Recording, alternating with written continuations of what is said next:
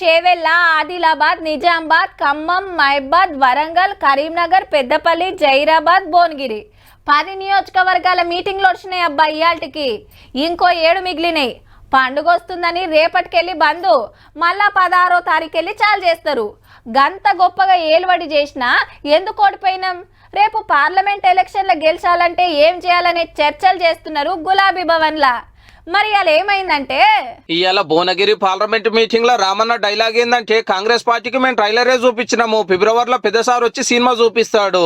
మొన్న operation award తోటి అసెంబ్లీకి రాలేదు కాబట్టి బావబామర్దులు బుడ్డ సినిమా చూపించిరు అన్నట్టు. ఇక పానం మంచిగా అయినాక మా బాపు వచ్చి మొత్తం సినిమా చూపిస్తాడని సారు మాట. 10 ఏళ్లు మనల్ని బద్నాం చేసిర్రు, 5 ఏళ్ళు అలా పని పడదామని లీడర్లు కార్యకర్తలకు హుషారు తెప్పించారు. అయితే కాంగ్రెస్ పార్టీ వాళ్ళు ఏమంటున్నారంటే, ఆత్మస్థుతి పరనిందకలు ఎంతవరకు బయటకు రావో నువ్వు ఆ ప్రతిపక్ష స్థానం కూడా నీకు నిలబడే అవకాశం లేదు.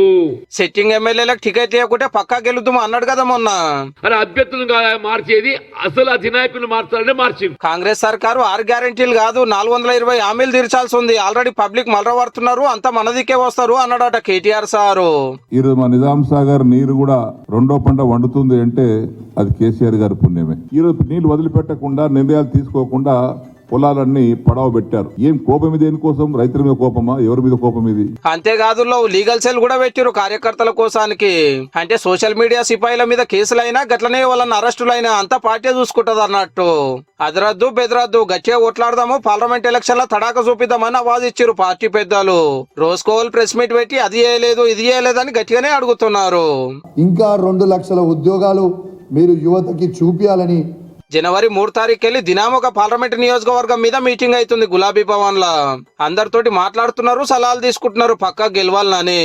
10 ఏళ్ళు ఏలి ఓడినాక ఒక్క మాట మాట్లాడి కేసీఆర్ సార్ వచ్చి ఏం సినిమా చూపిస్తాడో చూడాలి మరి. నీళ్లలో మునిగిపోతున్నప్పుడు సడన్ గా పైకి లేపితే ఊపిరి పీల్చుకున్నట్టే అవకాశం దొరికితే ఎట్లా ఉంటుందో అట్లా అనిపిస్తున్నది తెలంగాణ సమాజానికి.